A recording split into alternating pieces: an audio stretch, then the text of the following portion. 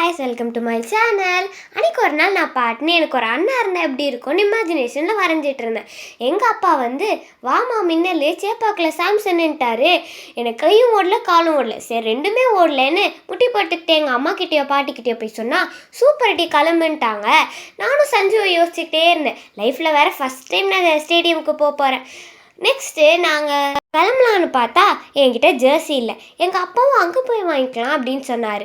அங்கே போய் பார்த்தா என் சைஸை தவிர மற்ற எல்லா சைஸ்லையும் சாம்சனோட ஜெர்சி இருக்குது. சரி சாம்சன் தான் இல்லையேன்னு தோனியோட ஜெர்சியும் ஒரு விசிலும் வாங்கிட்டு போனோம்.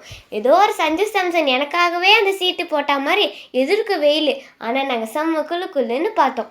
உள்ளே போய் உட்காந்தா சஞ்சுவும் மற்ற பிளேயர்ஸும் க்யூட்டாக ப்ராக்டிஸ் பண்ணிகிட்டு இருந்தாங்க. நம்ம ஃபோக்கஸ் குமுதான்ற மாதிரி சஞ்சுவையே பார்த்துருந்தேன். நான் பார்த்தனாலே என்னன்னு தெரில, அவர் சீக்கிரமாக கிளம்பிட்டார்.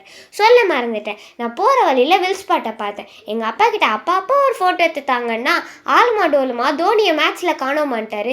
ஐயோ தோனியை காணோமான்ற நினைப்பிலேயே நான் வில் ஸ்பாட்டை விட்டுட்டேன். நெக்ஸ்ட்டு நம்ம தலைவனோட ஃபோட்டோவும் போட்டாங்க.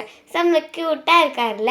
அடுத்து நானும் சேட்டான்னு கத்திக்கிட்டே சைடில் திரும்பி பார்த்தா என் பக்கத்தில் ஒரு பையன் twinkle little star Sanju Samson super ஸ்டார்னு போர்டு வச்சுட்டு உட்காந்துட்டு இருந்தான்.